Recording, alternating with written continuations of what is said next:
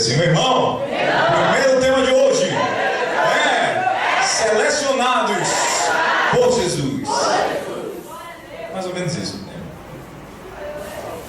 Nós estamos em meio à Copa. E a primeira coisa que se faz para ir à Copa é selecionar o seu time, não é isso? A seleção está aí, alguns gostaram, eu particularmente não gostei de Fred, mas outros gostaram. Outro queria Luiz Fabiano, está aposentado já, meu filho. Mas existe a seleção. Deus também tem a sua seleção. Deus também tem os seus escolhidos. Deus também tem o seu time que Ele selecionou, que Ele escolheu, que Ele chamou. Você pode fazer parte desse time. Mas perceba uma coisa interessante. Quando o técnico faz a chamada para a Copa, quando ele escolhe o seu time, ele só pode levar 23 jogadores. Mas na primeira chamada ele pode escolher 30 jogadores. Você sabia disso? Ele pode chamar 30 jogadores. E depois, oficialmente, ele tem que apresentar o nome de apenas 23. Significa que nem todos os que são chamados serão escolhidos. E isso também acontece no reino de Deus. Nessa parábola, Jesus estava falando com os fariseus, que eram homens que entendiam da lei, sabiam de tudo. E Jesus estava explicando e falando exatamente sobre ele mesmo. Ele disse, olha, existia um homem que era rico, ele preparou uma festa, a festa das bodas, do casamento do seu filho, e ele mandou convidar os seus amigos. Ele estava falando daqueles judeus, das pessoas que conheciam, sabiam, entendiam a palavra de Deus. Eram um povo de Deus. Ele mandou chamar os seus amigos, mas os seus amigos não vieram. Uns inventaram uma desculpa, outros saíram, e outros pegaram os servos que ele enviou para poder chamar, os maltrataram e o mataram. Então, ele pegou e mandou que os seus servos, ele voltou contra essas pessoas e matou eles, queimou suas cidades, e ele mandou que os seus servos saíssem pela rua procurando pessoas. Quando Jesus se referia a isso, ele já estava falando de um tempo futuro, porque ele ainda estava vivo lá. Mas ele estava falando o que ia acontecer com ele. Ele veio para convidar aquelas pessoas para as bodas do Cordeiro, para convidar as pessoas para o casamento dele. Ele é o noivo, como diz a Bíblia, e a igreja é a noiva. E como aquelas pessoas não o recebiam, mesmo sendo seus amigos, eles iam matá-lo e não iam receber. Então o seu pai mandaria que os seus outros servos saíssem por aí convidando. Ele disse, e aquelas outras que eles convidaram eram bons e eram maus. Muitas vezes a gente tem uma ideia de que para servir a Deus, para ser crente, né, como diz, eu preciso ter uma preparação antes, eu preciso, sei lá, mudar minha roupa, eu preciso parar de fazer algumas coisas para ser crente. A Bíblia nunca disse isso. A palavra de Deus diz que você, quando quer ter um compromisso com Deus, você tem que vir do jeito que você estiver. Largue tudo e venha. Ah, mas eu ainda faço isso e aquilo. Não tem problema. Não é a igreja que vai mudar a sua vida, não é o pastor que vai mudar a sua vida. Quem vai mudar a sua vida é Jesus. A Bíblia diz que nós temos um sujeito chamado Espírito Santo. Jesus foi para os céus, ele está com o Pai, mas ele deixou o Espírito Santo. Qual é a função do Espírito Santo? É ele quem trabalha no nosso coração e diz o que está certo e o que está errado. A Bíblia diz que o Espírito Santo é quem convence o homem do pecado, da justiça e do juízo. Quando nós entendemos que pecamos, não é por nós mesmos, porque a nossa carne tem vontade de pecar. A nossa carne acha o pecado bom, gostoso. Se não fosse assim, ninguém pecava. Mas é o Espírito Santo em nós que diz, olha, isso não é para você. Existe algo melhor para você. Você pode abrir mão disso para ganhar algo muito melhor de Deus. É o Espírito Santo que faz isso. Então, quando nós vamos para a igreja, a gente tem uma mania. Eu, quando vim logo para a igreja, eu me lembro bem disso. Eu vim do jeito que eu estava mesmo. Eu era adolescente ainda e fazia parte de uma banda de pagode. Nada contra os pagodeiros. Que só tinha coroa, só tinha gente antiga, das antigas mesmo. O sujeito que era percussionista, tocava pandeiro, ele começou a timbalada com o Carlinhos Brau, você tem ideia. O sujeito que tocava marcação na banda era o pai de Adilson, lembra de Adilson Vitória? Só tinha músico das antigas, os caras com dinheiro, com condições, porque... E eu adolescente, eu acabei caindo de paraquedas nessa banda e cantava nesse grupo. Tinha tudo para ir embora, a gente estava marcando uma turnê, porque algumas pessoas não sabem, mas muitos músicos, principalmente aqui de Salvador, não fazem tanto sucesso aqui no Brasil, mas vão para o exterior e vivem no exterior. E a gente já estava marcando uma turnê pela Europa inteira. E a gente ia fazer Portugal, Alemanha, França, Itália, eram vários países. E a banda inteira aí, a gente juntou tudo. E eu ainda era de menor, mas meus pais me liberaram, não tinha esse problema. A gente ia e só Deus sabe se eu ia voltar. E aí já estava tudo quase certo. Quando um dia eu comecei a ir para a igreja, fui com meus pais, eles voltaram para a igreja. Eu comecei a ouvir aquela palavra e eu achei que aquilo que eu estava fazendo estava rápido demais, que não era o caminho para mim. E de tanto eu ir e ouvir aquilo, eu percebi que Deus tinha algo melhor para mim. Apesar de que eu estava no mundo e ganhava dinheiro, eu era adolescente, tinha 13 anos. E ganhava dinheiro, eu tocava 2 horas e ganhava um salário de um mês, um trabalhador mesmo. Se cansava, se acabei eu brincando, ganhando dinheiro. Não tinha nem o que fazer com dinheiro. E agora eu ia para a Europa, eu imaginei. Mas quando o Espírito Santo veio no meu ouvido, ele começou a me dizer, olha, isso não é para você. Eu começava a sentir que aquilo não era para mim. E um pouquinho antes do pessoal viajar, eu digo, olha, eu não vou não. Você não vai por quê? Eu disse, não, porque isso aí não é para mim.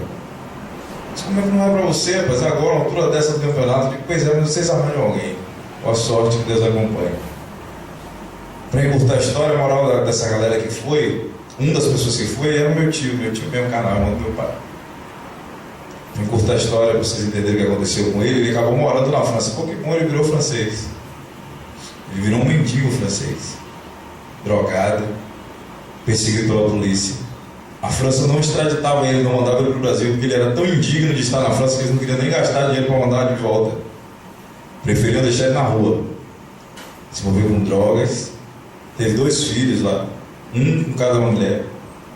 Quase foi morto. Fora os outros que foram mortos. Era só ilusão essa carreira da Europa. Ele realmente conheceu toda a Europa tocando. Mas o fim, o preço que o diabo cobra é muito caro. E eu, quando vejo o destino que eles tiveram, eu dou glória a Deus que eu poderia estar lá muito pior. Mas Deus tinha um plano na minha vida. E Ele me chamou para essa lição. E é isso que Jesus disse nessa palavra. Eles vão, os servos vão buscar os bons e os maus. Naquele momento eu ainda era mau, não queria nada com a hora de Jesus. Eu vim para a igreja, mas eu tinha uma coleção de CD de pagode em casa, massa, eu tocava todo fim de semana. Eu frequentava os lugares com meu tio, eu ia para a igreja no domingo, mas eu ia assim cambaleando, porque no sábado ele estava tocando lá no Lagoa do Gueté, um lugar assim.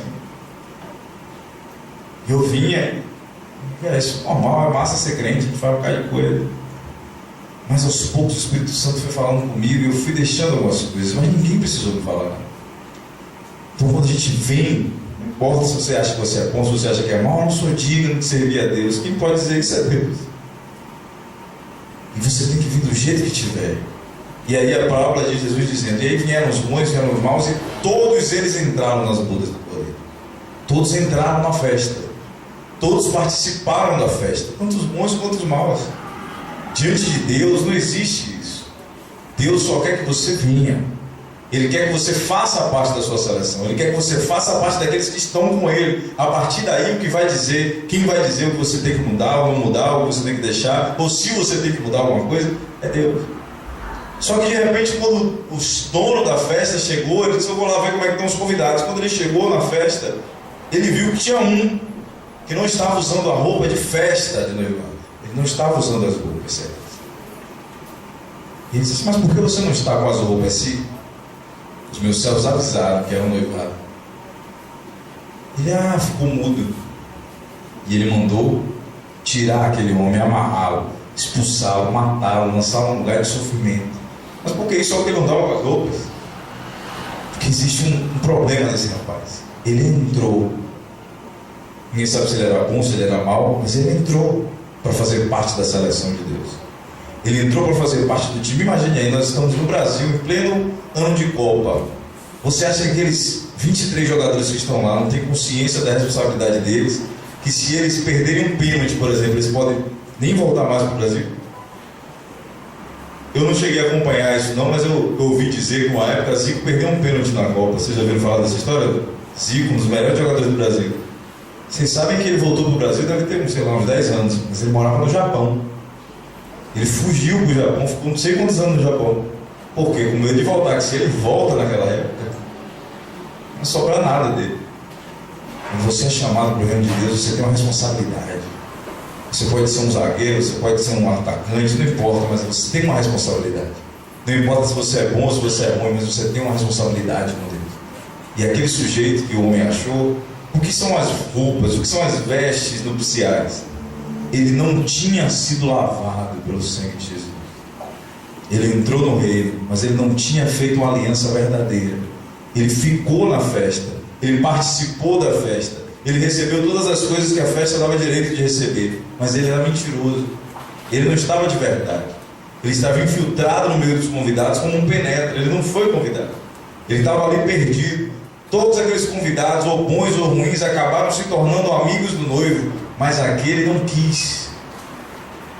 Quando você vem para Jesus, quando você passa a fazer parte do reino, não importa como você está a sua vida, não importa como está a sua situação hoje, mas o que importa para Deus é o seu coração. Se você vem vestido, se você vem preparado para a festa, Deus vai com você para onde você for. Mas se você vem de brincadeira, não venha. Se o seu objetivo é escarnecer, não venha. Se o seu objetivo é não levar a sério, não precisa você participar. Mas se você tem uma vontade no seu coração de verdadeiramente servir a Deus, não importa como você está hoje, Deus sonda e conhece o seu coração. E a mesma coisa dos jogadores da seleção. A seleção de Portugal é um bom exemplo disso. A seleção de Portugal está levando o Cristiano Ronaldo machucado. Mas por que eles estão levando ele? Porque o melhor jogador do mundo é ele? Não, porque ele é o melhor jogador do país dele. A seleção dele é uma porcaria. O único jogador que presta é ele.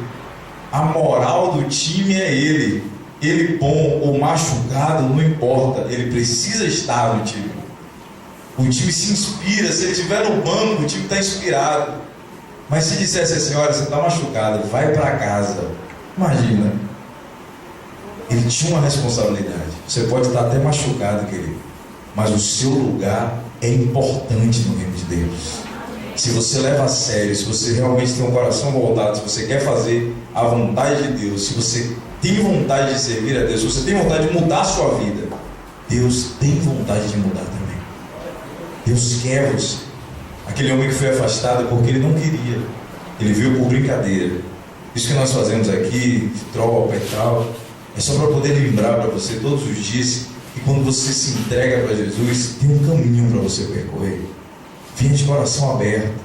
Não venha sem querer, vou só porque meus amigos estão lá. Deus quer você de corpo e alma. Não importa como você está, mas importa como está o seu coração. O próprio salmista Davi diz: sonda-me, Senhor, e me conhece. Davi era um pecador desgramado. Eu acho que eu não conheço uma pessoa na Bíblia que pecou mais do que Davi. Mas Davi era um sujeito que tinha uma intimidade tão grande com Deus, que ele, no meio daquela agonia dele, ele para, faz uma oração e diz assim: Senhor, eu vou fazer um desafio aqui. Eu sou pecador, sou errado, faço muita coisa errada. Esse povo me aponta, me acusa, me chama de pecador, diz que eu sou um rei assim, sou assado, mas eu vou fazer uma oração aqui que eu duvido alguém conseguir fazer. Diz: sonde-me, Senhor, agora, entre no meu coração, me conheça, veja se há em mim algum caminho mau. Ele fez esse desafio. Isso não é uma oração de agradecimento, de adoração a Deus, não. Isso é um desafio que ele faz a Deus. Ele diz: eu quero ver se o Senhor vai achar no mundo alguém igual a mim. Não existe. Eu lhe amo de todo o meu coração. No meu coração não existe 1% de incerteza que o Senhor é meu Deus. Pode sondar, tá aí, fique à vontade. Eu posso até errar aqui ou ali, mas não existe ninguém adorador igual a mim. E o próprio Deus disse que Davi foi um adorador tão grande que ele era um homem segundo o coração de Deus. Então, queridos, você está sendo chamado para a seleção do Senhor, mas você ainda está talvez naqueles 30 convocados. Muitos foram chamados, mas apenas aqueles 23 serão escolhidos. Engraçado nesse muitos chamados é que a nossa seleção tem 23 agora, mas eu não sei se vocês acompanharam. Filipão chamou até essa seleção de 23, 66 jogadores. De 66, só 23 foram escolhidos. Olha para a pessoa que está aí perto de você e diga assim: e aí, meu irmão, na seleção de Deus, você está entre os 66 ou entre os 23? E aí, como é que está a sua posição? Até porque entre os 23 ainda tem os 11, né? Especiais. Eu prefiro estar entre os 11. Não, sem muita humildade mesmo. Cartão vermelho para mim, por quê? Eu estou entre os 11. Para o mês de junho, vale medalha. Não sei se vocês já viram aquela propaganda que passa na televisão. Eu sei que sou. Não tem? Você já viu as paródias que estão fazendo com ela? Tem aquele pessoal, a menina que vai voar, vai ficar voando por aí, não sabe onde vai pôr, né? Nós também vamos fazer. É uma prova que vale medalha, aquela medalha evangelista virtual. Então vale medalha evangelista virtual. Qual tema? Você tem que fazer a paródia, filmar você. Tá pensando que é filmar? Sai, acabou? Não, muito mais, meu negócio para ganhar medalha aqui, você tem que ralar. Medalha, vai valer medalha de evangelista virtual. Você tem que filmar você fazendo essa paródia, né? De preferência, todo lugar de Brasil, né? A paródia tem que pregar Jesus. Não quero que venha falar de tema nenhum, nem tema polêmico. Jesus está voltando, Jesus veio para te salvar, Jesus é o caminho, a verdade e a vida. Pregar o evangelho de Cristo na paródia. A letra tem que ser pregação do evangelho. Eu já fiz a minha. Vem a Dri falar, Dri vai apresentar a dela para você entender como vai ser. Eu vou postar a minha, toda fantasiada, você precisa saber, vai ser uma resenha. Como é que vai acontecer? Você filma, não precisa ser desafiado não. Você tem que pelo menos colocar para os cabos, eu, Carlinha, Driele, Brenda, Danilo, tem que convidar a gente, acha a gente aí no Face, e aí, ou um de nós vamos ver e vai me pontuar e eu vou colocar para você como tarefa executada.